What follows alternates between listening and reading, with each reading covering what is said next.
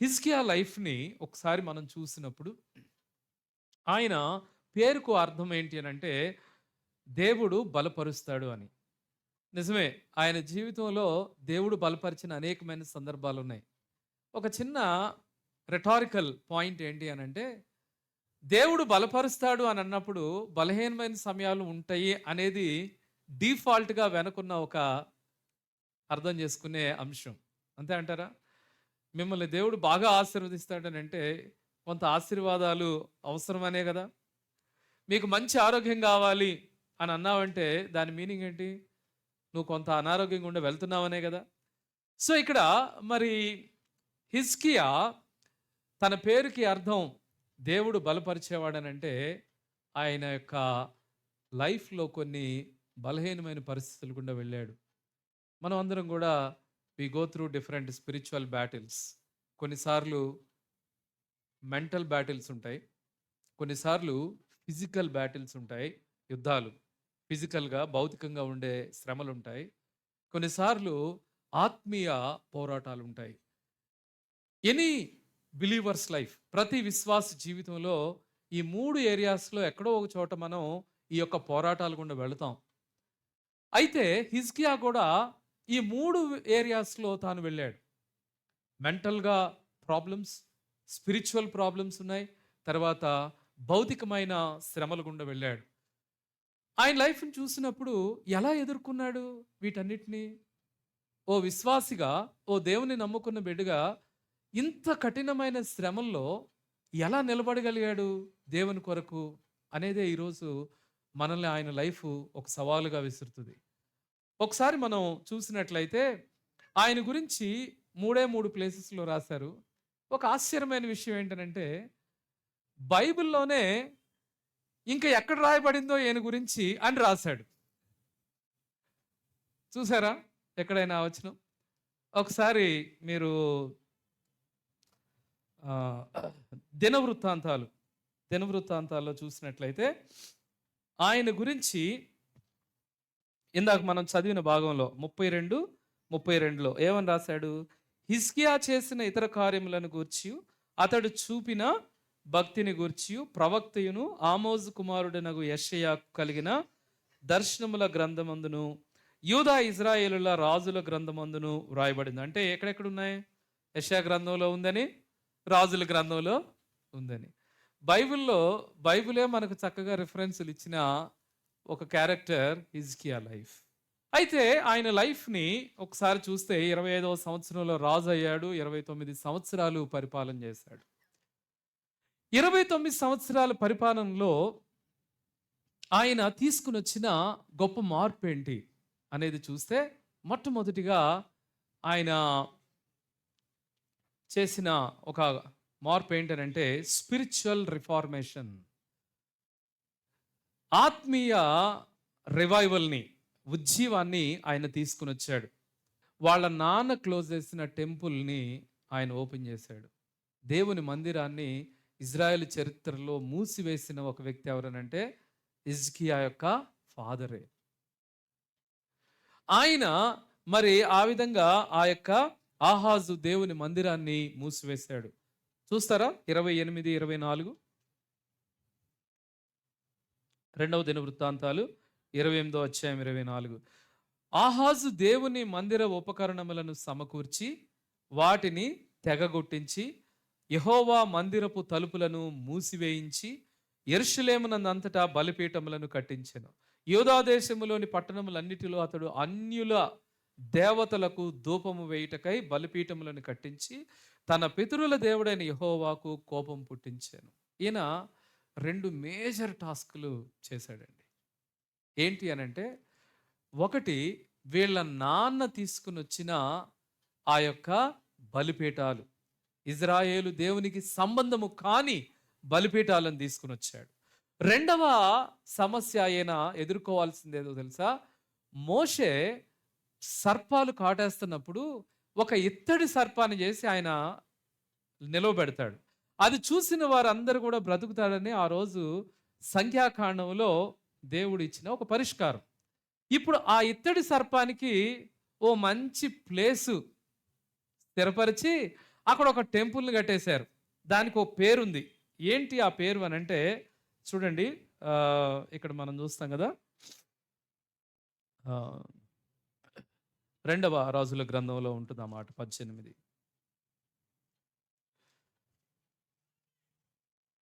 మూడవ వచనం చూడండి. తన పితరుడైన దావీదు చేసినట్లు 18:3 యెహోవా దృష్టికి పూర్ణముగా నీతిని అనుసరించాను. ఉన్నత స్థలములను కొట్టివేసి విగ్రహములను పడగొట్టి దేవతా స్తంభములను పడగొట్టి మోషే చేసిన ఇత్తడి సర్పమును చిన్న భిన్నములుగా చేశాను. దానికి ఇజ్రాయేలీలు నెహుష్టాన్ అను పేరు పెట్టి దానికి ధూపం వేయచు వచ్చి ఉండిరి. నెహుష్టాను, దానికి ఒక పేరు పెట్టారు, నెహుష్టాన్. అదొక పెద్ద ఇంపార్టెంట్ స్పిరిచువల్ సెంటర్ అయిపోయింది. దేవుడంట మనిషికి ఒక పరిష్కారాన్ని ఇస్తే పరిష్కారమే దేవుడిగా మారితే పరిస్థితి ఎలా ఉంటుంది? దేవుడు దీవిస్తే దీవెనలే దేవుడుగా మారితే ఎలా ఉంటుంది? అందుకే సృష్టికర్తను విడిచి సృష్టిని పూజించటాన్ని ఏమనంటాం? నీకు గాలి అవసరం, ఇప్పుడు గాలిని నువ్వు పూజిస్తే నాకు మంచి బ్రీతింగ్ ఇస్తుందని. దేవుడిచ్చిన ప్రతి ఆశీర్వాదము దేవుడుగా మారితే అది పెద్ద సమస్య. ఇక్కడ మరి హిజ్కియా నాశనం చేసిన ఇంపార్టెంట్ విగ్రహం ఏదనంటే దేవుడే అనుగ్రహించిన పరిష్కారం. ఆ పరిష్కారమే దేవుడుగా మారినప్పుడు దాన్ని సమూలంగా నాశనం చేయటం. మన జీవితాల్లో కూడా ఇట్లాంటివి కొన్ని ఉంటాయి, మీరు గమనిస్తే అర్థమవుతాయి.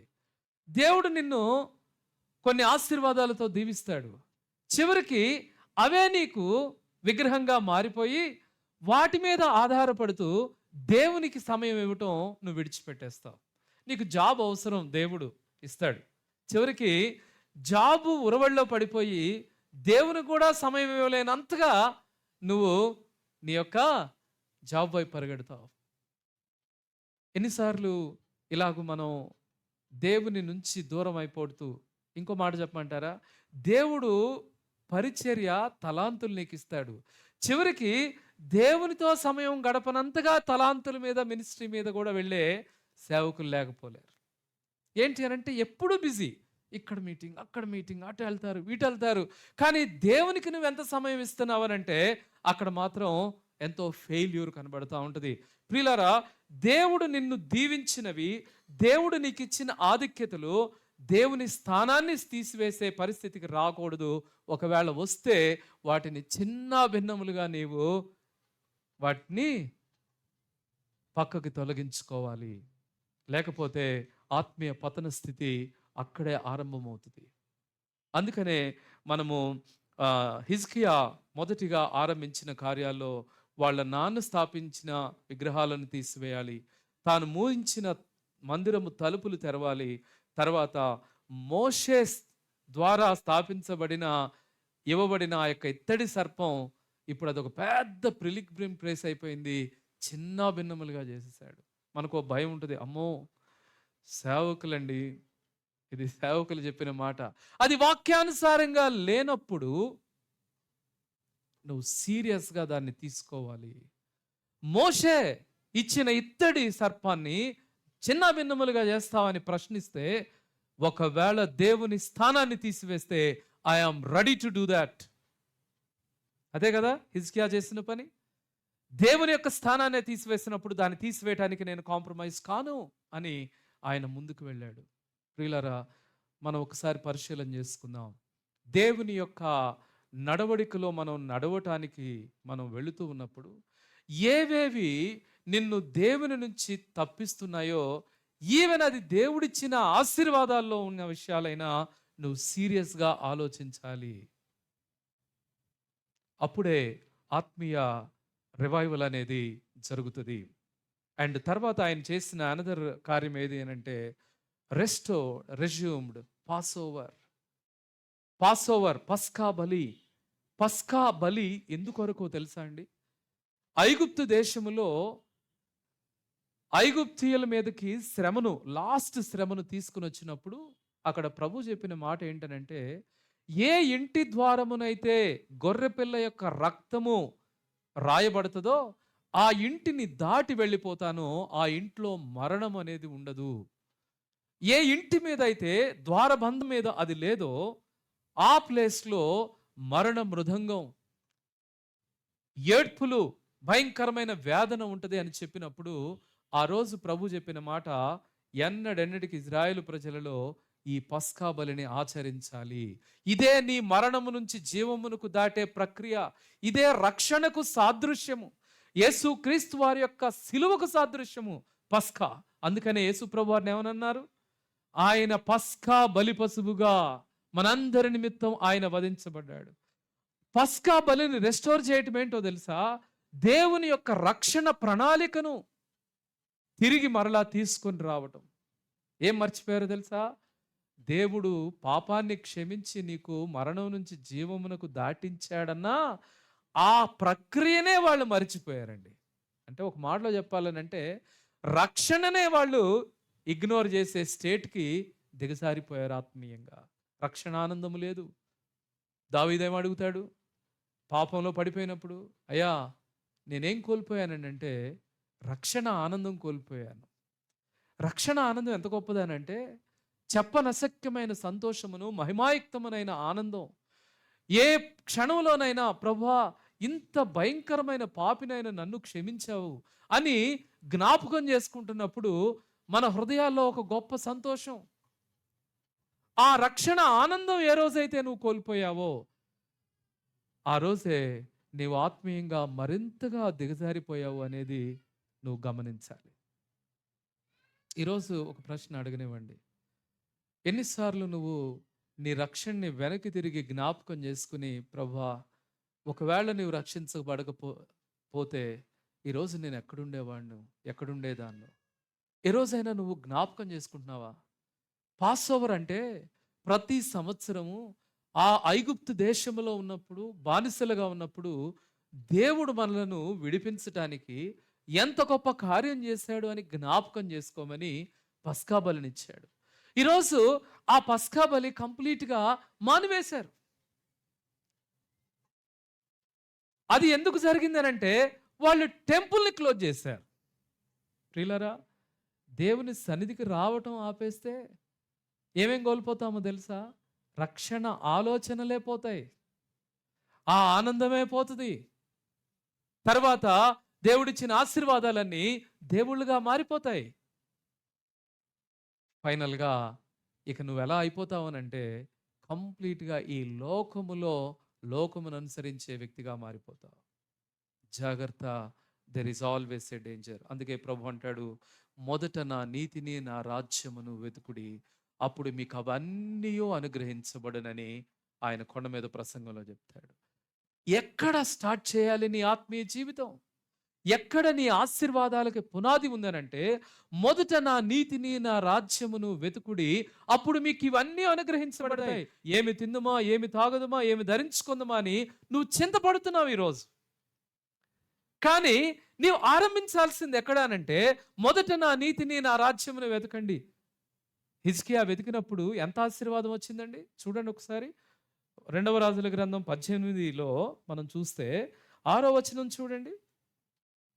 అతడు యెహోవాతో హత్తుకొని ఆయనను వెంబడించుటలో వెనుక తీయక ఆయన మోషేకు ఆజ్ఞాపించిన ఆజ్ఞలన్నిటినీ గైకొనుచుండెను. కావున యెహోవా అతనికి తోడుగా ఉండెను.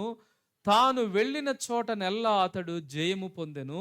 అతడు అషూరు రాజునకు సేవ చేయకుండా అతని మీద తిరుగుబడెను. మరియు గాజా పట్టణం వరకు, దాని సరిహద్దుల వరకు కాపరుల గుడిసెల ఎందేమి, ప్రాకారములు గల పట్టణములు ఎందేమి అంతటను అతడు ఫిలిస్తీయులను ఓడించెను. ఏమండి, ఎప్పుడొచ్చింది ఈ ఆశీర్వాదం? మొదట నా నీతిని, నా రాజ్యమును వెతకుడి. దేవుణ్ణి మనం వెతకాలి. దేవుణ్ణి హత్తుకుని, ఆ మాట ఎంత బ్యూటిఫుల్గా ఉందో, హత్తుకుని నడిచాడు. రెండవది, వెనుతిరగక నడిచాడు. No turning back. ఒక missionary, I have decided to follow Christ, I have decided no turning back, no turning back అని ఒక పాట రాశాడు. ఆ పాట ఎప్పుడు రాశాడు, ఎలా రాశాడు అని అంటే, ఆయన్ని దేవుని గురించి చెప్పొద్దని జైల్లో వేసినప్పుడు, ఇదిగో ఆయన వేళ్ళకి కట్ చేస్తా ఉన్నప్పుడు బ్లడ్ గారుతా ఉంటే ఆ బ్లడ్తో I have decided to follow Christ, no turning back, no turning back. వెనుదిరిగేదే లేదు. ఎంత చక్కగా రాశాడు చూడండి. వెనుతిరుగక. ఎంతమంది బ్యాక్ స్లైడ్ అయిపోతున్నారు? ఈ రోజు కనపడిన వాళ్ళు రేపు కనపడట్లేదు. ఈ రోజున్న విశ్వాసం నెక్స్ట్ కనపడట్లేదు. Back sliding life. నిజమే. హిజ్కియా ఆయన ఆరంభించినప్పుడు దేనితో మొదలు పెట్టాడనంటే దేవుని రాజ్యమును, దేవుని నీతిని వెతకటంలో ఆయన ఆరంభించాడు. అందుకనే దేవుడు ఆయన్ని, తాను ఎక్కడికి వెళితే అక్కడికి దేవుడు తోడై ఉన్నాడు. నీ లైఫ్లో దేవుని యొక్క తోడు నువ్వు అనుభవించాలి అనంటే, నువ్వెక్కడికి వెళ్తే అక్కడ నీకు తోడుగా ఆయన ప్రజెన్స్ని నువ్వు అనుభవించాలనంటే, మొట్టమొదటిగా start seek the Kingdom of God first. దేవుని రాజ్యమును, నీతిని వెతుకు. ఒకవేళ ఇంతవరకు నువ్వు దేవుని యొక్క ఆలోచనలు నీ మైండ్లో లేకపోతే స్టార్ట్ ఫ్రమ్ దేర్. రక్షణ అనుభవం లేకపోతే అక్కడి నుంచి ఆరంభించు. నువ్వు రక్షించబడిన వ్యక్తివైతే దేవుని నీతి కార్యాలను చేయటానికి ఆరంభించు, కొనసాగించు. బైబిల్ ఒక మాట ఉంది కదా, ఆయన మనలో మనతో ఉండుటకు తన ఆత్మను ఎల్లప్పుడూ ఉండుటకు ఆయన తన ఆత్మను అనుగ్రహించాడు. కానీ దేవుని యొక్క ప్రజెన్స్ని నువ్వు అనుభవించాలి అనంటే, దేవుడు నీతో ఉన్నాడు కానీ ఆ అనుభవం నీకు రావాలి అనంటే నీవు నీతి కొరకు ఆకలి దప్పిక కలిగి ఉండాలి. ఎవరైతే రక్షించబడి కూడా ఇంకా దేవుని యొక్క సన్నిధిని అనుభవించట్లేదు అనంటే కారణం ఎక్కడుందో తెలుసా? నీతిని, రాజ్యమును నీవు వెతకట్లేదు. అందుకనే దేవుని ప్రజెన్స్ని నువ్వు ఫీల్ అవ్వలేకపోతున్నావు. ఆయనకు దేవుని తోడై ఉన్నాడు కాబట్టి తాను వెళ్ళిన స్థలములలో ఎవరిని ఎదిరించాడో తెలుసా? అష్యూరియన్స్ అని అంటే సూపర్ పవర్గా ఎదుగుతున్న కంట్రీ అది. భయంకరమైన క్రూరమైన సైన్యంతో రాజ్యాలను జయించుకుంటూ వెళ్తున్న సైన్యాన్ని ఓ చిన్న కంట్రీ, ఓ నార్మల్ సైన్యం ఉన్న ఒక రాజు ఆయన అన్నాడు, I don't pay the tax to you. వాళ్ళకి అర్థం కాలేదు. పెద్ద పెద్ద రాజ్యాలు కూడా మాకు పన్నులు ఇస్తున్నాయి, ఏ కాన్ఫిడెన్స్తో నాకు రివర్స్ అయ్యాడు హిజ్కియా? What is his confidence? Right, ముందుకెళ్ళాక మనం చూద్దాం. సో దానికి కారణం ఎక్కడుంది అని అంటే, దేవాతి దేవుణ్ణి, సూపర్ పవర్ని ఎదిరించగలిగే సుప్రీం గాడ్ని ఆయన అంతుకుని ఉన్నాడు కాబట్టి ఈ లోకంలో ఆయనకు ఆ ధైర్యం వచ్చింది. నేను ముందుకెళ్ళిన తర్వాత ఓ మాట చెప్తాను చూడండి. మొట్టమొదటిది స్పిరిచువల్ రిఫార్మేషన్. ఆ తర్వాత ఒక మాట ఉంటుంది 2వ దినవృత్తాంతాల్లో చూడండి, 32వ అధ్యాయము 1వ వచనం. రాజు ఇట్టి నమ్మకమైన చర్య చూపిన తరువాత, అంటే టెంపుల్ రెస్టరేషన్ చేశాడు, తర్వాత మరలా తిరిగి ఆరంభించారు. పైన మీరు చూడండి 21వ వచనం. హిజ్కియా యూదా దేశం అంతటను ఇలాగు జరిగించి తన దేవుడైన యెహోవా దృష్టికి అనుకూలముగాను యథార్థముగాను నమ్మకముగాను పనిచేయుచు వచ్చెను. తన దేవుని ఆశ్రయించుటకై దేవుని మందిర సేవ విషయం అందేమి, ధర్మశాస్త్ర విషయం అందేమి, ధర్మం అంతటి విషయం అందేమి, తాను ఆరంభించిన ప్రతి పని అతడు హృదయపూర్వకముగా జరిగించి వర్ధిల్లెను. రాజు ఇట్టి నమ్మకమైన చర్య చూపిన తర్వాత అష్షూరు రాజైన సెన్హెరీబు వచ్చి యోధా దేశములో చొరబడి ప్రాకారముల యొద్ద ఎదుట దిగి వాటిని లోపరుచుకొని చూచెను. చూడండి, ఎంతో చక్కగా వర్ధిల్లాడు, చక్కగా దేవుడు ఆశీర్వదించాడు, అభివృద్ధి పొందాడు. రిమెంబర్, నువ్వు ఎదుగుతున్నప్పుడు, నువ్వు దేవునిలో కట్టబడుతున్నప్పుడు, అన్ని దిక్కులా ఆశీర్వదించబడుతున్నప్పుడు నిజమైన శ్రమ అప్పుడు శత్రువు నీ మీద అటాక్ చేయడానికి ప్రయత్నం చేస్తాడు. ఆత్మీయ విషయంలో జీవితంలో ఎప్పుడు కూడా ఒక గమనిక మనం కలిగి ఉండాలి. మంచి సహవాసం ఇచ్చి, చక్కని వాక్యం ఇచ్చి నిన్ను ఎదిగిస్తా ఉన్నప్పుడు ఒకడికి కన్ను కొడుతుంది. ఎవడు ఆ వ్యక్తి అని అంటే మనుషులు కాదు కానీ కనపడని ఒక శత్రువు సాతానుడు, వాడి సమూహం. అందుకనే పౌలు అంటాడు, మనము ఎనిమి యొక్క గమనిక తెలియని వారం కాము అని అంటాడు. We are aware of the enemy. మనకు శత్రువు ఉన్నాడు. ఆ శత్రువు మనుషుడు కాదు, అంధకార శక్తులు వాడి యొక్క సమూహంతో కలిసి ఎవరిని మృంగుదనా అని గర్జించే సింహం వలె తిరుగుతున్నాడంట వాడి లోకంలో. యోబు గురించి యోబు గ్రంథం 1వ అధ్యాయంలో ఏమని రాస్తాడు? సాతానుని అడుగుతాడు, ఎక్కడి నుంచి వచ్చావు అని అడిగితే, భూలోకంలో ఇటు అటు తిరుగుతూ వచ్చాను. దేని కొరకు తిరుగుతున్నాను? ఎవరి కొరకు తిరుగుతున్నాడు? ఎవరి కొరకో తెలుసా? దేవుని రాజ్యములోనికి వచ్చిన వారు సాతాను యొక్క బంధకాల్లో నుంచి విడిపించబడి దేవుని యొక్క ఆశీర్వాదం కింద ఎవరైతే రక్షణ కిందకు వచ్చారో వాళ్ళందరినీ ఎట్లయినా పడేయాలి అనేది వాడి గురి.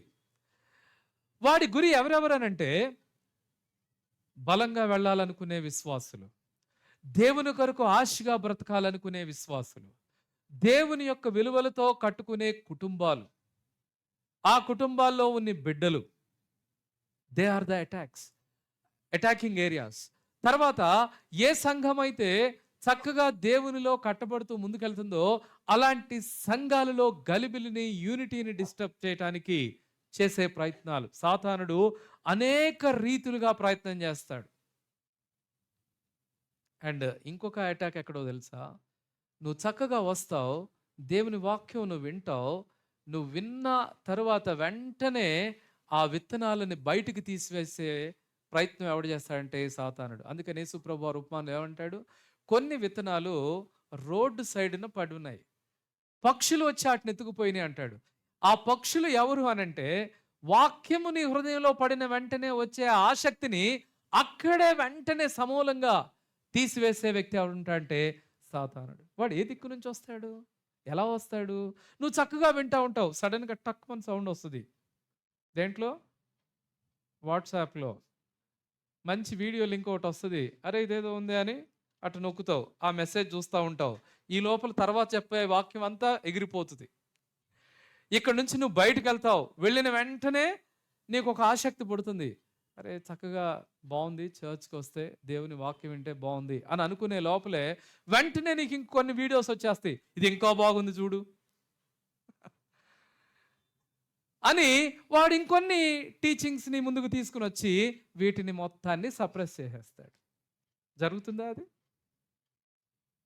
జరుగుతుందా? మనం గేటు దాటిన వెంటనే, రూమ్కి వెళ్ళిన వెంటనే టక్కుమని ఫోన్ తీస్తే ఇవన్నీ ఆవిరైపోయి అవే మైండ్లోకి ఎక్కటం జరుగుతున్నాయి కదా. నిజమే. Enemy attacks are different. ఇక్కడ హిజ్కియాని ఎలా అటాక్ చేశాడో మీరు చూడండి. చక్కగా టెంపుల్ని కన్స్ట్రక్ట్ చేసి మంచిగా ఆత్మీయంగా రివైవల్ స్టార్ట్ అయిన తర్వాత ఇప్పుడు దుష్టుడు ఎట్లా అటాక్ చేస్తున్నాడు అనంటే, ఫస్ట్ తన అటాక్ ఎట్లా ఉందో చూడండి. ఎనిమీ అటాక్ మనకి 2వ రాజుల గ్రంథంలో చాలా డీటెయిల్గా రాస్తాడు ఈ విషయాలు. ఓకే, మీరు తర్వాత చదువుకోండి. మొట్టమొదటిగా ఏం చేస్తాడనంటే, ఇతను నాకు రివర్స్ అవ్వటానికి గల కారణం ఏంటని వెతికి ఫస్ట్ ఆయన ఏమనుకున్నాడంటే, ఐగుప్తును ఆశ్రయించుంటాడు అని అనుకుని do not trust in Egypt అని అంటాడు. ఎందుకు అని అంటే, మీరు ఒక్కసారి మ్యాప్లో చూస్తే, మ్యాప్లో ఇజ్రాయెల్ ఎక్కడుందనంటే కరెక్ట్గా సెంటర్లో ఉంటుంది. ఇక్కడేమో అషూరియన్, ఈ పైన ఉంది అషూరియన్స్, కింద ఉందేమో ఈజిప్టు, ఆ కింద సర్కిల్. కరెక్ట్గా 2 బ్రెడ్ల మధ్యలో స్టఫ్ ఉన్నట్టు శాండ్విచ్ లాగా కరెక్ట్గా ఈ ఇద్దరు ఎనిమిస్ మధ్యలో ఉంది. ఐగుప్తు నుంచి ఎట్లాగా విడిపించబడి బయటపడ్డారు, ఇజ్రాయెల్లోకి వచ్చారు. ఇప్పుడు పైనుంచి అటాక్ అష్యూరియన్స్ మొదలుపెట్టారు దాడి. ఈ మధ్యలో ఉన్నారు ఇజ్రాయేలీలు. ఇప్పుడు అంటున్నాడు, నువ్వు ఐగుప్తును చూసుకుంటున్నావేమో, ఐగుప్తు నీకు ఎటువంటి సహాయం చేయదు. అది ఎలాంటిది అనంటే, అది ఎవరైతే సహాయానికి వెళ్తారో వాళ్ళని పట్టుకుని వాళ్ళని వేధించే దేశంగా ఉంది, జాగ్రత్త అన్నాడు ఫస్ట్. అది కరెక్టే, రైట్. ఇది మొదటి ఆయన అటాక్. రెండవ అటాక్ ఏంటి అనంటే, do not trust in God. ఒకసారి చదువుదామా? 18:30 వచనం చూడండి. రెండవ రాజుల గ్రంథం 18వ అధ్యాయము 30వ వచనం. అమ్మ చదవండి. హ్మ్. హ్మ్. హ్మ్. మీరు అంగీకరింపవద్దు. చాలండి. రెండవ అటాక్ ఏంటనంటే, డు నాట్ ట్రస్ట్. హిజ్కియా చెప్పే మాటలను మీరు నమ్మొద్దు. విశ్వాస సహిత మాటలు చెప్తున్నాడు. ఏమనంటే, ప్రభు నమ్ముకుందాం, ప్రభు మనకు సహాయం చేస్తాడని చెప్తుంటే ఆయన అంటున్నాడు, ఎనిమి ఏం చేస్తాడు తెలుసా? Don't trust. ఆదాము అవ్వ దగ్గరికి వచ్చి అటాక్ ఎట్లా చేశాడు? ఏమనన్నాడు? అవునా, దేవుడు ఇలా చెప్పాడా? మిమ్మల్ని పండు తినొద్దని చెప్పాడా? ఒకవేళ తింటే చనిపోతారని చెప్పాడా? అవునవునని చెబితే, లేదు లేదు, మీరు చావనే చావరు. దేవుని మాటను నమ్మొద్దు. దేవుడు మిమ్మల్ని ఆశీర్వాదాలు రాకుండా ఆపేస్తున్నాడు ఆయన మాటలు. మీరు ఒక్కసారి దాన్ని కోసి తినండి, మీకే అర్థమవుతుందని అన్నాడు. అర్థమైన తర్వాత ఏమైంది? దేవుని నుంచి పారిపోయారు. సిగ్గొచ్చేసింది, భయం వచ్చేసింది, గిల్టీనెస్ వచ్చేసింది, అపరాధ భావం వచ్చేసింది, తప్పు చేశానన్న ఫీలింగ్ వచ్చేసింది, పారిపోయారు. ప్రియులారా, దేవుని యొక్క మాటని, దేవుని మీద విశ్వాసం ఉంచమని చెప్పే మాటలను అటాక్ చేస్తాడు. దాని మీనింగ్ ఏంటో తెలుసా? విశ్వాసం మీద అటాక్ చేస్తాడు. దేవుని పట్ల ఉన్న విశ్వాసాన్ని ఉంచొద్దు అని చెప్తాడు. నువ్వు అనుకుంటున్నావా దేవుడు నీకు సహాయం చేస్తాడని? ఇదిగో ఫలానా బిలీవర్ ఒక ఆయన ఉన్నాడు కదా, ఆయన కూడా చిన్నప్పటి నుంచి దేవుని నమ్ముకున్నాడు. ఏమైంది ఆయన జీవితం ఇప్పుడు ఈరోజు? నీ తోటి స్నేహితులు ఉన్నారు కదా, వాళ్ళ పరిస్థితి ఎలా ఉంది అని చూపిస్తాడు. తర్వాత కూడా రాస్తాడు చూడండి, ఏమంటాడు తెలుసా? ఒక్కసారి చుట్టూ చూడండి, అర్పాదు దేవతలు ఏమాయను. 33, 34 చూడండి. ఇవి నా మాటలు కాదండి, ఇవి ఎవరి మాటలు? సెన్హరీబు అంటే అష్షూర్ యొక్క కింగ్, అష్షూరియన్స్ కింగ్ రాజు హిజ్కియా మీద అటాక్ వచ్చినప్పుడు ఒక్కొక్క ఏరియాలో ఎలాంటి అటాక్ చేస్తున్నాడో చూడండి. చదువుతారా? 33, 34. ఆయా జనములు దేవతలలో ఏదైనాను అష్షూరు రాజు చేతిలోంచి విడిపించిన హమాతు దేవతలేమాయను, అర్పాదు దేవతలేమాయను.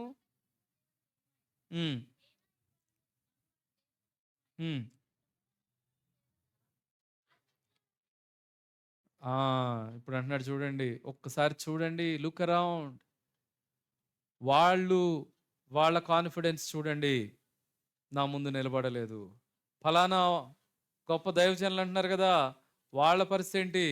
వాళ్ళు కూడా నా ముందు నిలబడలేదు. వీళ్ళందరూ నిలబడలేనప్పుడు నువ్వు మాత్రమే నిలబడతావా? ఏమండి, అటాక్ ఎట్లా ఉంది చూడండి. Look around, see the failures. చుట్టుపక్కలున్న విఫలమైనవన్నీ నీకు చూపిస్తాడు. నిరుత్సాహంతో ఉండే వాళ్ళని నీ దగ్గరకు తీసుకుని వస్తాడు. విశ్వాసంలో సన్నగిలిపోయే వాళ్ళని నీ దగ్గరకు తీసుకుని వస్తాడు. నిట్టూర్పు మాటలు నీ దగ్గరకు తీసుకుని వస్తాడు.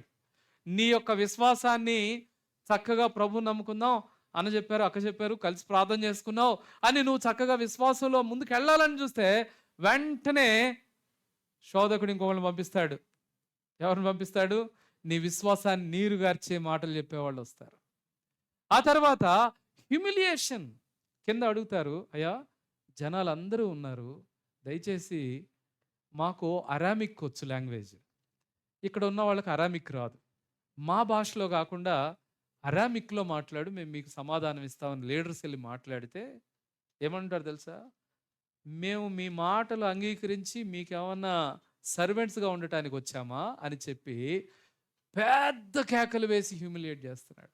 ఏమండి, పబ్లిక్ హ్యూమిలియేషన్స్ ఎంత బాధ అనిపిస్తుంది కదా.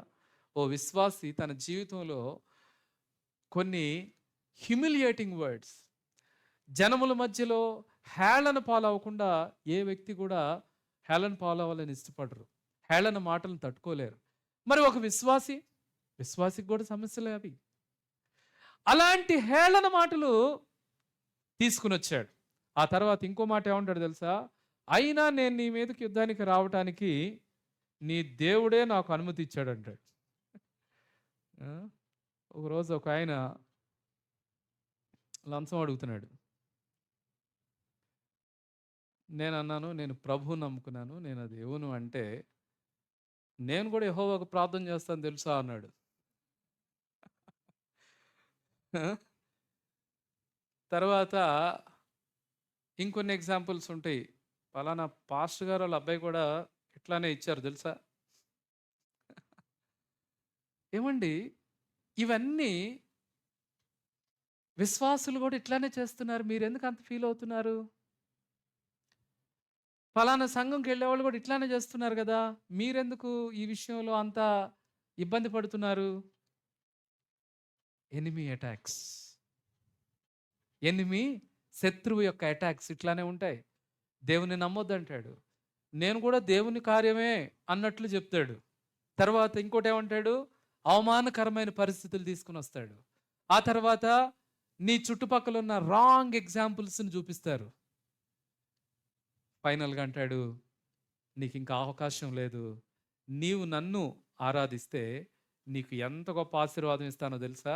ఏమనంటాడు తెలుసా, జస్ట్ మీరు నా యొద్దకు నమ్మి వస్తే మంచి మంచి ప్లేసుల్లోకి మిమ్మల్ని తీసుకుని వెళ్తాను, మంచి మంచి ద్రాక్షారసాన్ని మీకు ఇస్తాను. ఫాల్స్ బ్లెస్సింగ్స్ని చూపిస్తాడు. ప్రియులారా, ఈ అటాక్ ఎనిమి చేస్తాడు. విశ్వాస జీవితంలో కూడా అనేక సార్లు వాళ్ళ యొక్క లైఫ్లో దేవుని కొరకు సాక్షిగా ఉండాల్సిన సమయంలో సాక్ష్యాన్ని పాడు చేసే పరిస్థితులను పట్టుకొస్తాడు. దేవుడు నీకు ఎటువంటి సహాయం చేయలేడు, ఇంతకాలమైంది, ఇంతకాలం వెయిట్ చేసావు, ఏమి సాధిస్తున్నావు నువ్వు విశ్వాసంతో ఉండి? ఇంకొక సైడ్ ఏమో నెగిటివ్ ఎగ్జాంపుల్స్ కళ్ళెదురు కనపడతానే ఉంటారు, వాళ్ళని చూస్తావు. ఆ తర్వాత నిన్ను హ్యూమిలియేట్ చేసే మాటలు, నిన్ను హేళన చేసే మాటలు వస్తాయి. అంత మాత్రమే కాదు, నువ్వు ఒక్కసారి ఆ ట్రాక్ ఇచ్చి పక్కకు రా, నీ లైఫ్ ఎట్టుంటుందో చూపిస్తానంటాడు. ఇలాంటి అటాక్స్ వచ్చినప్పుడు ప్రియులారా, ఈ యుద్ధాన్ని, ఈ పోరాటాన్ని ఎలా ఎదుర్కోవాలి అని అంటే, ఒక విశ్వాసిగా హిజ్కియా ఎలా ఎదుర్కొన్నాడో చూడండి. మొట్టమొదటిది ప్రార్థన ఆయన ఆరంభించాడు. శత్రువు దాడి చేస్తున్నప్పుడు మొట్టమొదటిగా మనం చేయవలసిన పని ఏంటనంటే, వెంటనే మోకరించి ప్రభు సన్నిధిలో ప్రార్థనలోనికి వెళ్ళాలి. ఆయన ఏం చేశాడంట చూడండి ఒకసారి. మనము హిజ్కియా గురించి మనం చూసినట్లయితే, ఆయన 19వ అధ్యాయం 1వ వచనం. హిజ్కియా విని తన బట్టలు చింపుకుని గోనెపట్ట కట్టుకుని యెహోవా మందిరమునకు పోయి ఏం చేస్తున్నాడండి? ప్రార్థన చేస్తున్నాడు.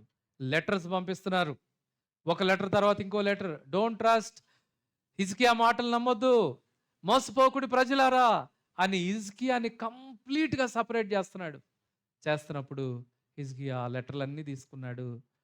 ఏం చేశాడనంటే, సరాసరి దేవుని మందిరానికి వెళ్ళాడు. దానికి ముందుగా ఫస్ట్ ఒక ప్రయత్నం చేశాడు.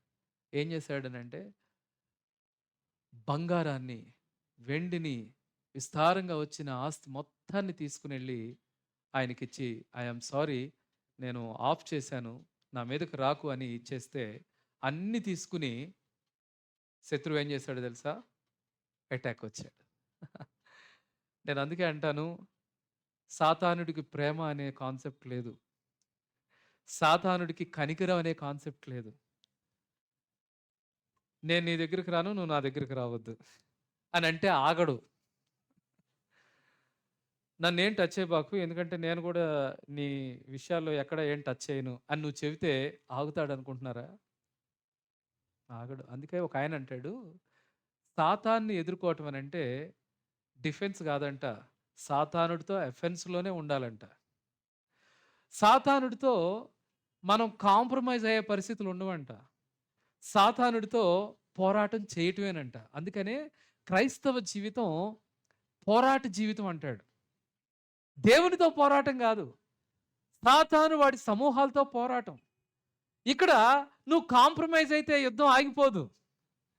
నిన్ను దోచుకోవటానికి, నాశనం చేయటానికి, హత్య చేయటానికి వాడు వస్తాడు. బైబిల్ అదే మనం చూస్తాం. దొంగ దోచుకున్నట్టుగా హత్య చేయటానికి వస్తాడు. వాడు నిన్ను అన్‌కాంప్రమైజ్డ్‌గా, నిర్దాక్షిణ్యంగా నాశనం చేయటానికే వస్తాడు. సాటన్ నెవర్ డు కంపాషన్ చూపించడు. మీరు చూడండి, నలిగిపోయినోడిని డిప్రెషన్‌లోకి తీసుకెళ్తాడు. డిప్రెషన్‌లో నుంచి ఇక నువ్వెందుకు బతకటం అంటాడు. అది అక్కడ ఆగదు. నిన్ను చివరికి ఎక్కడికి తీసుకుని వెళ్తాడనంటే, బాధాకరమైన విషయం, విశ్వాసులు సైతము సూసైడ్‌లు చేసుకునే పరిస్థితికి. న్యూస్ పేపర్‌లో ఒకరోజు నేను చూశాను. ఒక అమ్మాయి ప్రభువుని నమ్ముకుని చక్కగా చర్చ్‌కెళ్ళే అమ్మాయి. ఇంట్లో భయంకరమైన శ్రమలు, వెళ్ళి దుర్గమ్మ చెరువు దగ్గర దూకి చనిపోయింది. చాలా బాధాకరమైన విషయం. ఎందుకని? ఎవరిని మృంగుదునా అని గర్జన సింహంవలే తిరుగుతూ ఉన్నాడు. ప్రియులారా, శత్రువు అటాక్ చేస్తూ ఉన్నాడు.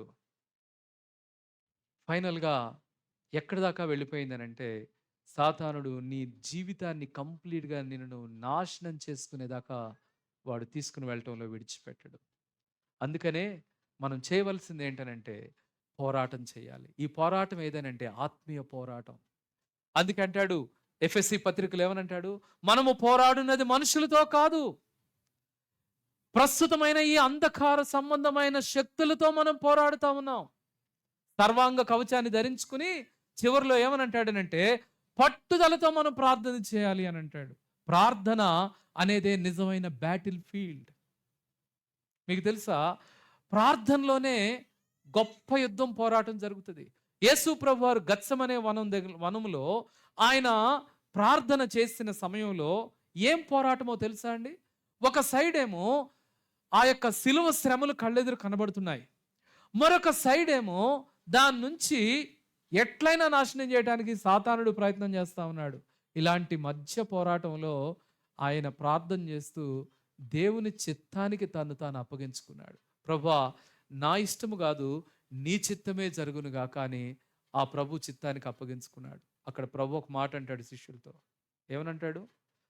మీరు శోధనలో ప్రవేశించకుండానట్లు ఒక్క గడియను మీరు ప్రార్థించరా? Don't you pray you don't enter into the trials and temptations. శోధనలో ప్రవేశించకుండానట్లు. ప్రియులారా, ఈరోజు ఆత్మీయ పోరాటం ఎక్కడుందో నీకు అర్థం కావట్లేదు. వాక్యాలు వినటంతోనే సరిపోతుంది నీ జీవితం. యూట్యూబ్ లింకుల్లో మెసేజ్లు వినటంతోనే ఆగిపోతుంది నీ ఆత్మీయ ప్రయాణం. ప్రార్థనా జీవితాలు, దేవుని సన్నిధిలోకి వెళ్ళి కన్నీటితో ప్రార్థన చేయటాలు జరగట్లేదు. అందుకే ఆత్మీయ విషయంలో తీవ్రత రావట్లేదు. కారణం, ఆ రోజు హిజ్కియా శత్రువు దాడికి ఆయన ఇచ్చిన పరిష్కారం ఏంటో తెలుసా? ఆయన దేవుని సన్నిధిలోకి వెళ్ళి గోనిపట్ట కట్టుకుని దేవుని సన్నిధిలో ప్రార్థన చేస్తా ఉన్నాడు. మొట్టమొదటిది ప్రార్థన ఆరంభించాడు. రెండవ కార్యం ఏం చేశారో తెలుసా? బలహీనంగా ఉన్న వాళ్ళ తోటి సహోదరులను బలపరుస్తున్నాడు. డోంట్ వరీ, ఆ మాటలకు మీరు కృంగిపోవద్దు, ఆ అనుమానాలకి మీరు తావివద్దు, ప్రభుని నమ్మండి అని ఎంకరేజ్ చేస్తా ఉన్నాడు. ఆ తర్వాత రెండోది ఏం చేస్తా ఉన్నాడంటే, వారు చెప్పింది కరెక్టే, హామాతు దేవతలేమాయను, అర్పాతు దేవతలేమాయను, అది కరెక్టే. కానీ నేను ఆశ్రయించిన ప్రభు అటువంటి వాడు కాదు. ఆయన సర్వశక్తిమంతుడు. కన్విక్షన్స్లో కాంప్రమైజ్ లేదు.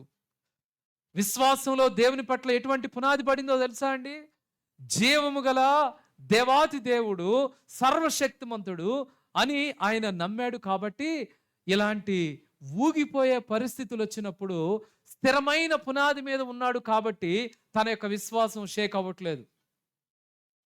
బైబిల్ అంటాడు, ఈయన మాటలు విని దాని ప్రకారంగా కట్టుకున్నవాడు తన జీవితాన్ని బండ మీద కట్టుకున్న ఇల్లుని పోలి ఉంటుంది. వాన వస్తుంది, వరద వస్తుంది, షేక్ అవ్వదు. ఎందుకో తెలుసా? స్థిర పునాది మీద కట్టబడ్డాడు. ఒక మాట గమనించండి, దేవుని నువ్వు ఎలా అనుభవించి అర్థం చేసుకున్నావో అదే నీ శ్రమల్లో నిన్ను నిలవబెట్టేది. దేవుణ్ణి నువ్వు ఎలా అర్థం చేసుకున్నావో. ఎందుకండి యూత్ మీటింగ్స్లో డాక్టర్స్ మాట్లాడతాం, ఎందుకు బైబిల్ స్టడీలో క్రిస్టాలజీ మాట్లాడతాం? ఎందుకు పరిశుద్ధాత్మ దేవుని గురించి మాట్లాడతాం? ఎందుకు అనంటే థియాలజీ అనేదే రియల్ గ్రౌండ్. దేవుడే బండ. ఆ దేవుని యొక్క క్యారెక్టర్ మీద కట్టబడాలి మనం. దేవుని యొక్క వ్యక్తిత్వం మీద మనం రూట్స్ తీసుకోవాలి.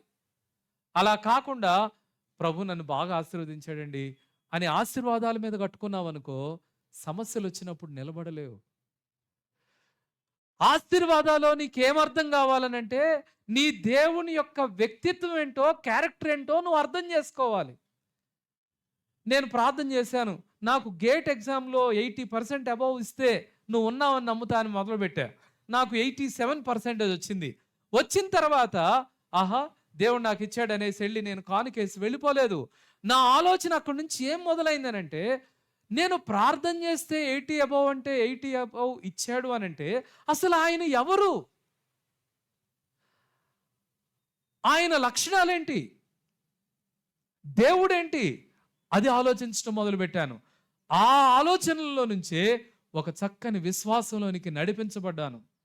ఆ తర్వాత అనేకమైన ఒడిదుడుకులు, శ్రమలు వచ్చిన ఎప్పుడు షేక్ అవ్వలేని పరిస్థితిలో ఉండటానికి కారణం ఏదనంటే నీవు నమ్మిన దేవుడు ఏమై ఉన్నాడో నీకు సరైన అండర్స్టాండింగ్ ఉందా.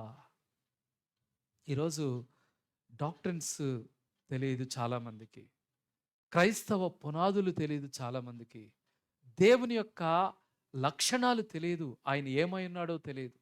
అందుకనే ప్రతి చిన్న సమస్యకు కూడా దేవుని ఆలోచనలు మైండ్లోకి రావట్లా. అన్ని ఆలోచనలు పరిష్కారం అయిన ఆలోచనలు వెళ్తున్నాయి కానీ దేవుని దగ్గరికి రావాలనే ఆలోచన రావట్లా.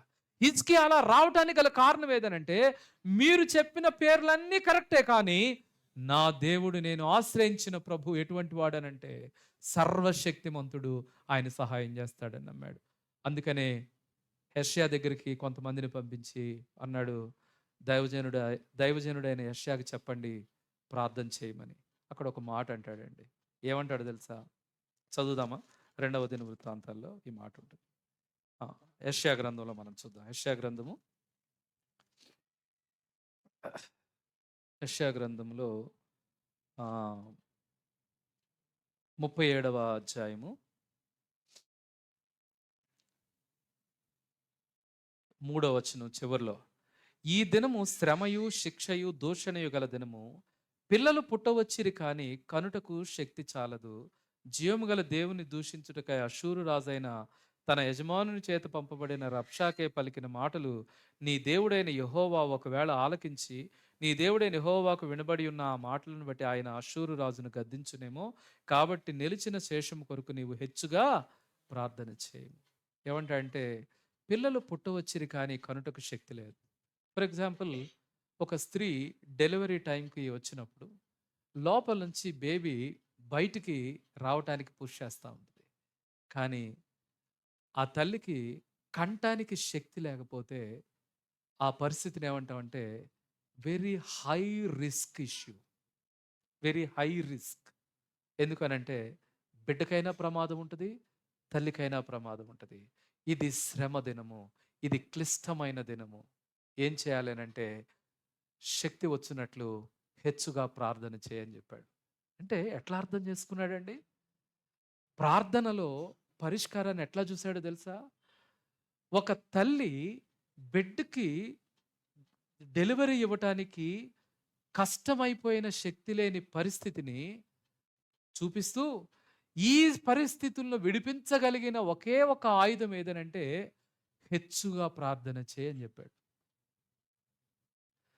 హెచ్చుగా ప్రార్థన చేయి. ఈ శ్రమ దినమును ఆపగలిగిన ఒకే ఒక పరిష్కారం, ఆయుధం మన ముందుంది. ఏంటంటే మన ప్రభువుకి మనం ప్రార్థన చేద్దాం. ప్రియులారా, ప్రార్థన చేశారు. ఆ రోజు దేవుడిచ్చిన వాగ్దానం ఏంటో తెలుసా? నీ దేశమునకు రాడు, నిన్ను ముట్టడు. ఎన్ని మాటలు పలికాడనంటే, మీరు నా చేతిలో నుంచి మీ దేవుడు విడిపించలేడని చెబితే దేవుడు ఒకే ఒక సవాలు, నైట్కి నైట్ ఏం జరిగిందో తెలుసా? 185,000 మంది సైనికులు నైట్కి నైటే ఒక్క శత్రువు అటాక్ చేయకుండా మొత్తం చనిపోయి ఉంటే రాజుకు అర్థం కాలేదు. ఏం జరిగింది అసలు నైట్? ఒక్క నైట్‌కి నైటే ఏం జరిగిపోయిందో తెలియలేదు. ఆ క్షణంలో ఆయనకు అర్థమైంది, ఇది దేవుని శక్తి. ప్రియులారా, శూర్రాజు ఎలాంటి వాడో తెలుసా? మనిషి చర్మాన్ని బతికున్నప్పుడే ఒలిచేసేవాడు. ఎందుకనంటే ఇంకొకడు అటాక్ చేయటానికి భయపడాలని. ఎన్ని భయాలను తెచ్చేవాళ్ళో తెలుసా? ముక్కుకి గాలం, నాలుకకి గాలం వేసి శత్రు రాజుల్ని వాని యొక్క క్యాపిటల్ సిటీకి ఈడ్చుకెళ్తాడు. ఎందుకనంటే ఇంకొకళ్ళు తిరుగుబాటు చేయాలనంటే భయపడాలి అని. ఇంత భయంకరమైన క్రూరమైన రాజు నుంచి నైట్‌కి నైటే ఒక చిన్న రాజ్యం మీదకొచ్చి అటాక్ చేయబోతే నైట్‌కి నైటే 1,85,000 మంది చనిపోయారు. ఒక్కసారిగా భయమొచ్చి పారిపోయి తన రాజ్యానికెళ్ళి తన ఆరాధించే దేవుని మందిరంకెళ్ళాడు. ఆ రోజు తన కుమారులే వచ్చి వెనక నుంచి తన్ని పొడి చేశారు. జీవం గల దేవునిని నీవు దూషిస్తే ప్రియులారా, దేవుడు ఎంత భయంకరమైన శిక్షను తెచ్చాడో చూడండి.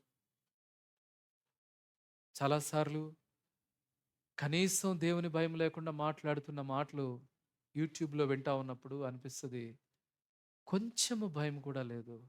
ఎంత దారుణమైన మాటలు మాట్లాడుతా ఉన్నారు. జాగ్రత్త. రాజులు, చక్రవర్తులు ఈ చిన్న రాజ్యం మీదకొచ్చి దేవుణ్ణి దూషించి చివరికి వాళ్ళ పతనాన్ని వాళ్ళే తెచ్చుకున్న పరిస్థితులు బైబిల్‌లో మనం చూస్తాం. నీవు అల్పమైన వ్యక్తివి అయ్యుండొచ్చు, కానీ ఈ లోకంలో నువ్వు ఎందుకు పనికిరాని వ్యక్తివి కూడా అయ్యుండొచ్చేమో, కానీ దేవుని కలిగి ఉన్న నీవు సర్వశక్తిమంతుడైన దేవుడు నీ పక్షాన్ని నిలబడున్నాడు. గమనించండి. మనుషులకు భయపడాల్సిన అవసరం లేదు. ఆ విధంగా యుద్ధాన్ని గెలిచాడు. తర్వాత నెక్స్ట్ అటాక్ ఎక్కడ జరిగిందనంటే చూడండి, 38వ అధ్యాయం యెషయా గ్రంథము. ఆ దినములలో హిజ్కియాకు మరణకరమైన రోగము కలుగగా ప్రవక్తయు ఆమోజు కుమారుడైన యెషయా అతని యొద్దకు వచ్చి, నీవు మరణమవుచున్నావు, బ్రతుకవు గనుక నీవు నీ ఇల్లు చక్కబెట్టుకొనుమని యెహోవా సెలవిచ్చుచున్నాడని చెప్పగా. ఇప్పుడు శారీరకమైన సమస్య. ఇట్లానే అటాక్ ఉంటుంది కదా యోబుకు కూడా. ఏమనంటాడు యోబుని? యోబు ఏమన్నా మామూలుగా ఉన్నాడా నీ మీద భయభక్తులు కలిగి ఉండటానికి? నీవు ఆశీర్వదించావు కాబట్టి అట్లున్నాడు అన్నాడు. సరే, ఆశీర్వాదాలు తీసే అన్నాడు, తీసేశాడు. బిడ్డలను తీసేశాడు, దాసులను తీసేశాడు, మొత్తం కుప్పకూల్చేశాడు. ఫైనల్గా అంటాడు, అయినా శరీరం అంతా బాగానే ఉంటే ఎవరైనా అట్లానే ఉంటారులే అని అన్నప్పుడు, శరీరాన్ని కూడా నీకు ఇస్తున్నాను, ప్రాణాన్ని తప్ప అంటే శరీరం మీద కురుపులు మొత్తం వచ్చేసినాయి. ఆ బాధలో తన వైఫ్ వచ్చి అంటది, ఇంక ఎందుకు ఇంత బాధలు పడే కంటే నిన్ను ఇప్పటి వరకు నడిపించిన ఆ దేవుణ్ణి 4 మాటలు తిట్టి చచ్చిపోరాదు ఈ బాధ తట్టుకోలేక. ఏమండి? అప్పుడు అంటాడు, దేవుని నుంచి ఆశీర్వాదాలైనా అనుభవించటం, శ్రమలు అనుభవించకూడదా? దేవుడు శ్రమిస్తే అనుభవించవా అని అడుగుతాడు. ఇక్కడ మనం గమనిస్తే హిజ్కియా లైఫ్‌లో రెండవ అటాక్ ఏదనంటే తన శరీరం మీద మరణకరమైన రోగం వచ్చింది. ఐ డోంట్ నో, అక్కడ రాస్తాడు అంజూరపు ముద్ద తీసుకొని వచ్చి పుండు మీద పెట్టాడని అంటాడు.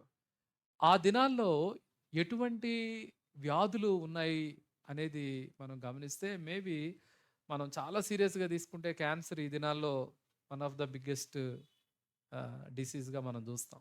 మరి ఆ దినాల్లో పుండు మానలేని పరిస్థితి అని అంటే మైట్ బి ఇంత రీసెర్చ్ ఉండకపోయినా ఈ రిలేటెడ్ అయి ఉంటుందని నేను అనుకుంటున్నాను.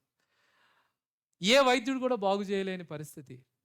రాజు ఎంతో డబ్బుంది, కానీ ఎక్కడికి వెళ్ళినా కూడా స్వస్థత లేని పరిస్థితి, మరణకరమైన రోగం. ఆయన వచ్చిన అటాక్లన్నీ చాలా డిఫరెంట్. సూపర్ పవర్లో ఉన్న అష్యూరెన్స్ మీదకి వచ్చారు. ఇంకొకటి బాగు చేయలేని వ్యాధి ఆయనకు వచ్చింది. ఈ రెండు పెద్ద సమస్యలే. ఆ సమస్యల్లో ఆయన ఏం చేశాడనంటే, నాకు చాలా ఆశ్చర్యం అనిపించింది ఏంటంటే, మీరు రాజుల గ్రంథంలో ఎంత బ్యూటిఫుల్గా రాస్తాడు చూడండి. 20వ అధ్యాయము, రెండవ రాజులు 20వ అధ్యాయము. చాలా చక్కగా ఉంటుంది ఈ మాట. ఆ! మూడవ మూడవ వచనం చూడండి. రెండవ వచనంలో నీవు మరణమవుచున్నావు, బ్రతుకవు గనుక నీ ఇల్లు చక్కబెట్టుకొనుమని యెహోవా సెలవిచ్చున్నాడని చెప్పగా అతడు తన ముఖము గోడ తట్టు తిప్పుకొని, యెహోవా యథార్థ హృదయుడనై సత్యముతో నీ సన్నిధిని నేనెట్లు నడుచుకొంటినో, నీ దృష్టికి అనుకూలముగా సమస్తమును నేనెట్లు జరిగించితినో కృపతో జ్ఞాపకం చేసుకొనమని హిజ్కియా కన్నీళ్లు విడుచుచు యెహోవా ప్రార్థించెను. ఇప్పుడు ఈ వచనం చూడండి, 4వ వచనం. యెషయా నడిమిశాలలో నుండి అవతలకు వెళ్ళక మునిపే, వా what a beautiful answer it is. వచ్చాడు, రాజుతో చెప్పాడు, నువ్వు ఇంకా బ్రతకవు, నీ ఇల్లు చక్కబెట్టుకో, జాగ్రత్త పడని చెప్పి అలా వెళుతున్నాడు. వెంటనే హిజ్కియా ఏం చేశాడు తెలుసా? గోడ తట్టు తిరిగి కన్నీళ్లు విడుచుచు దేవునికి ప్రార్థన చేశాడు. ప్రభువా, నీ కొరకు నేను ఎలా బ్రతికాను, ఎలాంటి విశ్వాసంతో నీ కొరకు నేను జీవించాను, నన్ను జ్ఞాపకం చేసుకొని కన్నీళ్లతో ప్రభు సన్నిధిలో ప్రార్థన చేశాడు. నాకు చాలా మంచిగా అనిపించిన అంశం ఏది అనంటే, హిజ్కియా జీవితంలో సమస్య వచ్చినప్పుడు వెంటనే ప్రభు సన్నిధిలో ప్రార్థన చేయటం అనేది ఆయన నేర్చుకున్న ఒక ఆత్మీయ చక్కని ప్రిన్సిపల్, ఆత్మీయ విధానం. శ్రమ వచ్చిన వెంటనే దేవుని వైపు తిరగటం. ఇక్కడ ఎంత అద్భుతంగా జరిగిందనంటే, యెషయా చెప్పి అలా నడుచుకుంటూ ప్యాలెస్ మధ్యలోకి వెళ్ళాడంట. ప్యాలెస్ మధ్యలోకి వెళ్ళే సమయానికే పరిష్కారం వెనక నుంచి అక్కడి నుంచి దేవుడు ఇచ్చేశాడు. ఏమన్నాడు తెలుసా? ఇంకో 15 సంవత్సరాల దాకా ఆ వ్యాధి నిన్నేం చేయదని చెప్పేశాడు. కొన్ని ప్రార్థనలకు దేవుని సమాధానం ఇమ్మీడియట్గా ఉంటుంది. అయితే దేవుడు ఇమ్మీడియట్గా ఇచ్చాడు అనే దానికంటే, ఆ మాట విన్న వెంటనే కృంగిపోకుండా, కన్నీళ్లు విడిచుచు డిప్రెషన్లోకి వెళ్లకుండా వెంటనే దేవుని వైపు తిరిగి ప్రార్థన చేశాడు. చూసారండి, ఒక విశ్వాసి తన యొక్క రెస్పాన్స్ సమస్య వచ్చినప్పుడు ఆ రెస్పాన్స్లోనే తన విశ్వాస జీవితం ఆధారపడి ఉంటుంది. ఒకవేళ ఇదిగో ఈ భయంకరమైన శ్రమ నీ మీదకి రాబోతుంది అని చెప్పినప్పుడు, అమ్మో ఇట్లా చేస్తుందా అనుకుని ఇక డిప్రెషన్కి గురైపోయి, ఇక దిక్కులు చూస్తా, ఆకాశం వైపు చూస్తా, ఇక నా బతుకేంటి అని నువ్వు ఫీల్ అవటం దేవుని చిత్తం కాదు. వెంటనే దేవుని వైపు తిరిగి, నా ప్రభు ఉన్నాడు, నా ప్రభు సహాయం చేస్తాడు అని దేవుని నువ్వు తలుచుకుని నువ్వు దేవుని వైపు తిరిగితే పరిష్కారం ఎంత ఇమీడియట్గా ఈయన జీవితంలో వచ్చిందో చూడండి. ఆ భయంకరమైన వ్యాధి నుంచి దేవుడు విడిపించన్నాడు. ఇంకో 15 సంవత్సరాలు ఇది నిన్ను ఏమీ చేయదు, డోంట్ వరీ. ఒక మాట, దేవునికి అసాధ్యమైన కార్యాలంటూ ఏమీ లేవండి. దేవుని చిత్తములో దేవుడు ఇవ్వాలనుకున్నప్పుడు అది ఎంత భయంకరమైన వ్యాధైనా దేవుడు తీసివేయగలిగిన శక్తిమంతుడు. దేవుని గొప్ప కార్యాలు హిజ్కియా చూడగలిగాడు. ఆ తర్వాత ఒక పరీక్ష వచ్చింది. ఏంటి ఆ పరీక్ష అంటే, దేవుడు ఇంతగా మరణకరమైన రోగం నుంచి తప్పించాడు. రెండవ కార్యం ఏంటి? అష్షూరు రాజు నుంచి తప్పించి అష్షూరు రాజునే నామరూపాలు లేకుండా అయిపోవటానికి ఆయన ప్రార్థనా జీవితమే కారణమైపోయింది. ఇప్పుడు ఇంత గొప్ప కార్యాలు తన జీవితంలో దేవుడు చేస్తే, బబులోను నుంచి కొంతమంది ఈయన్ని చూడటానికి వచ్చారు. ఒకసారి యెషయా గ్రంథము 39 చూడండి. యెషయా గ్రంథము 39 మొదటి వచనం. ఆ కాలమందు బబులోను రాజు బలదాను కుమారుడునైన సరే ఆ పేర్లు చూస్తాం. హిజ్కియా రోగి అయి బాగుపడిన సంగతి విని పత్రికలను కానుకలను అతని యొద్దకు పంపగా, హిజ్కియా దూతలు వచ్చిన మాట విని వారిని లోపలికి రప్పించి, తన ఇంటినేమి రాజ్యమందేమి కలిగిన సమస్త వస్తువులలో దేనిని మరుగు చేయక తన పదార్థములు గల కొట్టును, వెండి బంగారములను, గంధవర్గములను, పరిమళ తైలములను, ఆయుధశాలలను, తన పదార్థములలోనున్న సమస్తమును వారికి చూపించారు. ఏమండి, చక్కగా ఆయన్ని తీసుకుని వస్తే, దేవుడు బాగు చేస్తే, ఇట్లా బాగయ్యాడని శత్రు రాజులు అక్కడికి వచ్చారు. గమనించాలి కదా, ఏ ఎజెండాతో వస్తున్నారో చూడాలి కదా. అలా కాకుండా ఆయన ఏం చూపించాడనంటే, నా కోసమే వచ్చారా, నన్ను చూడటానికి వచ్చారా, ఏమి ప్రేమో ఫీల్ అయినాడు. వెళ్ళి అన్నీ చూపించండి మనల్ని, చాలా జాగ్రత్తగా వాళ్ళని టేక్ కేర్ చేయండి అని అస్సలు అవసరం లేనివి అవసరమైనవి అన్నీ చూపించాడు. చూపించాల్సింది ఏంటో తెలుసా? అసలు నీ అనారోగ్యాన్ని బాగు చేసింది నీ ఆస్త, అశ్షూరు రాజులో నుంచి నిన్ను విడిపించింది నీ యొక్క బలగమా, నీ ఆర్మీయా? నీ రాజ్యంలో ఎవరు స్ట్రాంగ్ హోల్డ్గా ఉన్నారనంటే, ప్రతిసారి వెళ్ళి ప్రార్థన చేసింది ఎవరికి? ఎవరికండి? దేవుని సన్నిధికి నువ్వు వచ్చి ప్రార్థన చేసావు. ప్రతి ఆశీర్వాదాన్ని ఎక్కడి నుంచి నువ్వు పొందుకున్నావు? దేవుని నుంచి నువ్వు పొందుకున్నావు. ఇప్పుడు నీకు ఎవరు ఎక్కువైపోయారు నీ రాజ్యంలోనికి వస్తే? ఎవరికి సాక్షిగా నువ్వు కనబడుతున్నావు?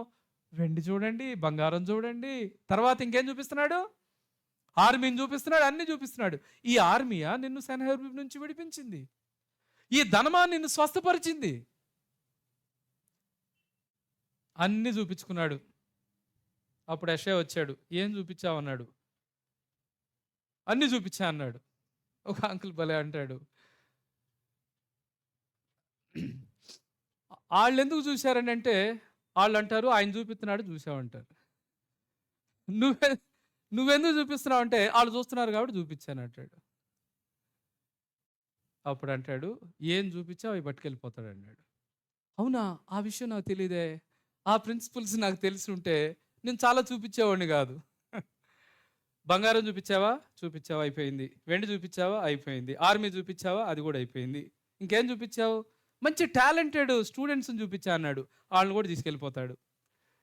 ఏమి చూపించావో అది తీసుకెళ్తారు. అందుకే ఇదే ప్రిన్సిపల్ కరెక్ట్గా ఆయన దేవుణ్ణి చూపించుంటే ఏం తీసుకెళ్ళేవాళ్ళు?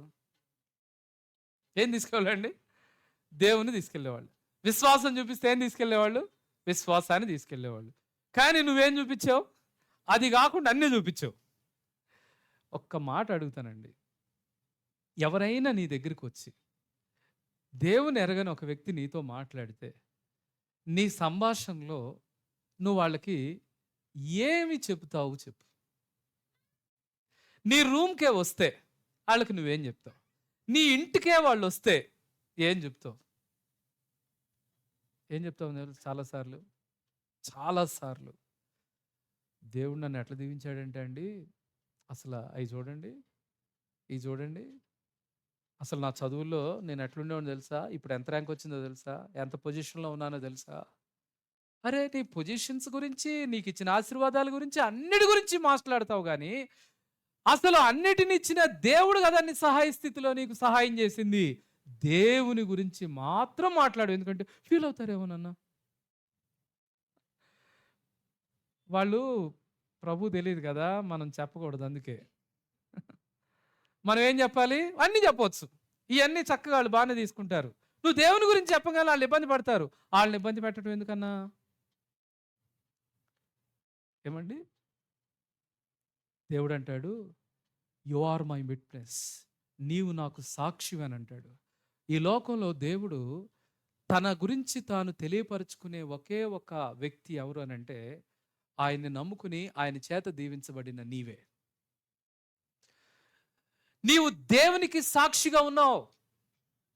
ఈ లోకంలో you are the primary witness of God. మీరు ఒక మాట చెప్పండి, ఒక భయంకరమైన ఇన్సిడెంట్ జరిగింది, కోర్టులో ఉన్నారు, ఐ విట్నెస్గా నువ్వు స్ట్రాంగ్ కళ్ళెదురు నువ్వే ఉన్నావు. అక్కడికి వెళ్ళిన తర్వాత మిగిలిన వాళ్ళు అందరూ వస్తున్నారు, చూడని వాళ్ళు అందరూ చెబుతున్నారు, కానీ ఆ సమస్యకు పరిష్కారం ఇవ్వాల్సిన వ్యక్తి ఎవరు? I witness. కళ్ళారా చూసినోడు స్ట్రాంగ్ విట్నెస్ అవుతాడు. దేవుని అనుభవించిన నీవు దేవునికి సాక్షివి, కానీ నువ్వు ఆ ఒక్కటి తప్ప మిగిలిన అన్నీ చెప్పుకుంటావు నీ గురించి. అందుకే ప్రభు అంటాడు, నువ్వు ఏమి ఇస్తావో అయిపోతాయి. నువ్వు దేవుణ్ణి ఇస్తే వారు దేవుణ్ణి తీసుకుని వెళ్తారు. ప్రియులరా, ఈరోజు ఆయన ఏం చేశాడు అనంటే తన్ను చూపించుకున్నాడు.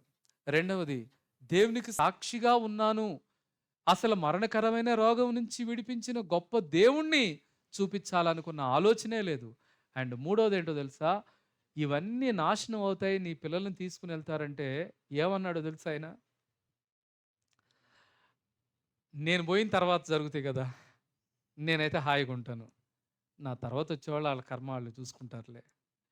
అస్సలు పట్టని స్వభావం, నెక్స్ట్ వ్యక్తులకి ఏంటి అని ఆలోచించని స్వభావం, ఇలాంటి నేచర్ని కలిగి తన వరకు బాగుంటే చాలు, పక్కోడు ఏమైపోతే పోయినా పర్వాలేదు అని అనుకునే మనసు, that is not a right attitude. తన లైఫ్లో అన్నీ బాగున్నాయి కానీ ఏది బాగోలేదనంటే, ఇదిగో దేవుడు సాక్షిగా నిలవబెట్టిన సమయంలో సాక్ష్యాన్ని ఇవ్వకుండా చివరికి పతనంగా అయిపోవటానికి కారణం ఏదనంటే, తన్ను తాను చూపించుకున్నాడు. ప్రియులారా, ఈరోజు మనము దేవునికి సాక్షులమై ఉన్నాం. దేవుడు నీ జీవితంలో కొన్ని ఆశీర్వాదాలు ఎందుకు తెస్తాడో తెలుసా? దేవుని యొక్క నమ్మకత్వాన్ని నీ ద్వారా మరొకరు తెలుసుకోవటానికి. అందుకనే పుట్టుగుడ్డివాడిని గురించి అడిగినప్పుడు, వీడు పాపం చేశాడా, వీని కన్నవారు పాపం చేశారని అంటే, ఆయన అంటాడు, దేవుని క్రియలు వీని యందు మహిమపరచబడటానికే వీడు ఈ విధంగా అయ్యాడు. కొన్ని పరిస్థితులు నీకు రావటానికి కారణం ఏదనంటే, దేవుడు నిన్ను ఆశీర్వదించి నీ బంధువుల మధ్యలో, స్నేహితుల మధ్యలో నిన్ను నిలబెట్టాలనుకుంటున్నాడు. కానీ నీవు దేవుని గురించి తప్ప మిగిలిన అన్ని నిన్ను నువ్వు గొప్ప చేసుకుంటే అది దేవుణ్ణి మహిమపరిచే విధానం కాదు. అండ్ ఫైనలీ ఆయన యొక్క లైఫ్ ఎండ్ మనం చూసినప్పుడు ఇక్కడ చూస్తాం, చూడండి 32-33 యెషయా గ్రంథం, 2వ దినవృత్తాంతాలు, చివరిగా ఈ మాట మనం చదువుకుని ముగించుకుందాం. 32-32 వచనం. హిజ్కియా చేసిన ఇతర కార్యములను గూర్చి ఈ విధంగా రాశాడని 33 అంటాడు. హిజ్కియా తన పితరులతో కూడా నిద్రించగా జనులు దావీదు సంతతి వారి శ్మశాన భూమి యందు కట్టబడిన పై స్థానమందు అతనిని పాతిపెట్టిరి. బా, that is the final end. చూడండి, ఓ వ్యక్తి దేవుని రాజ్యమును వెతికి మోషే స్థాపించిన సర్పమును కూడా చిన్న భిన్నములు చేసి దేవుని యొక్క మహిమ కొరకు ఆరంభించిన వ్యక్తి, ప్రతి పరిస్థితిలో కూడా విశ్వాసంతో ప్రార్థనతో నిలబడిన ఈ వ్యక్తి చివరి ఎండింగ్ ఎలా ఉందనంటే, దావీదు ఉన్న సమాధులలో పైన ఉన్న ఉన్నతమైన సమాధిలో ఆయన పెట్టారనంటే దాని మీనింగ్ ఏంటో తెలుసా? దాని ఎండింగ్ చాలా మున్న రాజులందరికంటే కూడా ఉన్నతమైన స్థానంలో హిజ్కియా పెట్టబడ్డాడు. That is the reward given by God. దేవుడు రివార్డ్ చేశాడు తన విశ్వాసానికి. అన్ని పరిస్థితుల్లో దేవుని మీద ఆధారపడిన దానికి దేవుడిచ్చిన ఒక గొప్ప రివార్డ్ అది. ఇక్కడ ఒక మాట గమనించండి. మరి తన సెల్ఫ్గా విట్నెస్ చేయలేకపోయాడు కదండి. నిజమే, కొన్నిసార్లు మనం చేయవలసినవి చేయకపోవటం వలన కొంతమంది మీదకి రావాల్సిన ఆశీర్వాదాలు రావు. అయితే అలా అని దేవుడు నమ్మకంగా నువ్వు జీవించిన జీవితాన్ని మర్చిపోయే అన్యాయస్తుడు కాదు.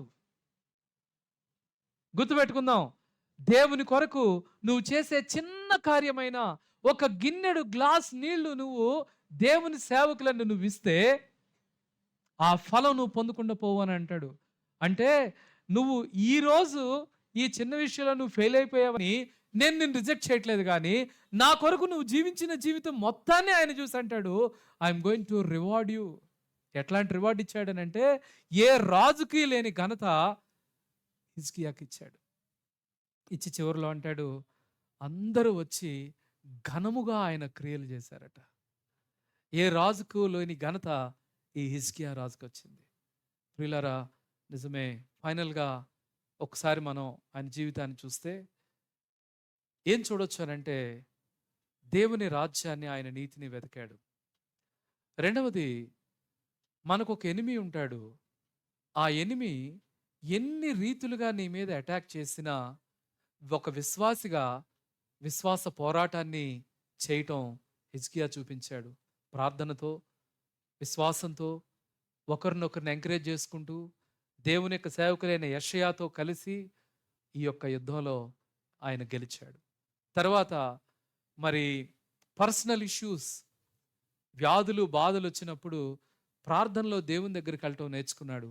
దేవుని మీద ఆధారపడటం నేర్చుకున్నాడు. ఆ తర్వాత మరి కొన్ని పరీక్షలు వచ్చినప్పుడు అక్కడ రాస్తాడు, దేవుడు ఆయన్ని విడిచిపెట్టాడంట. ఎందుకంటే అసలు ఈయన మైండ్ ఎట్ట పని చేస్తుందో టెస్ట్ చేయడానికి దేవుడు విడిచిపెట్టాడంట. అప్పుడు దేవుని గురించిన విషయాలు చెప్పకుండా ఫెయిల్ అయిపోయాడు. జాగ్రత్త, మన జీవితంలో దేవుని యందు ఆనందించడం మనం నేర్చుకోవాలి. And finally, don't boast in self but in God. నా జీవితంలో నేనేమై ఉన్నానో అది దేవుని ఉచితమైన కృపే అని నువ్వు ఏ రోజైతే ఆ పునాది మీద నువ్వు నడుస్తున్నావో, నీ జీవితకాలం అంతా దేవుడు నీకు సహాయం చేసి నిన్ను ఆశీర్వదిస్తాడు, నిన్ను వాడుకుంటాడు. ఏ రోజైతే నా బలము, నా జ్ఞానము, నా యొక్క ఆత్మీయత, నా యొక్క విశ్వాస జీవితమే ఈరోజు నన్ను ఇలా నిలబెట్టిందని నువ్వు అనుకుంటావో, that is the day you will fall. ప్రియులారా, మనం ఎప్పుడు కూడా ఆత్మీయ జీవితంలో ఆయన అంటాడు, మీరు నాకు వేరుగా ఉండి ఏమీ చేయలేడంటాడు యేసుప్రభు వారు. నీ ఆధారము, నీ బలము, నీ శక్తి ఎక్కడుంది అని నువ్వు గుర్తించాలనంటే, ఇదిగో ద్రాక్షావళిలో కొమ్మ ఏ విధంగా అయితే నిలిచి ఉండి బలపరచబడి ఫ్రూట్ ఇస్తుందో, మనము దేవుని యందు నిలకడగా ఉండి నడిచినప్పుడే మనము గొప్ప కార్యాలను చేయగలుగుతాం, చూడగలుగుతాం మన జీవితంలో అనే విశ్వాసం ఉన్నంత కాలము నీవు వర్ధిల్లుతావు. నీవు దేవునికి వేరై నీ సెల్ఫ్ మీద, నీ సొంత ఆలోచనల మీద నువ్వు కట్టుకున్నావో, ఆ రోజే పతనం అనేది ఆరంభమవుతుంది. అదే హిజ్కియా జీవితంలో మనం చూడగలుగుతాం. రండి ప్రార్థన చేసుకుందాం.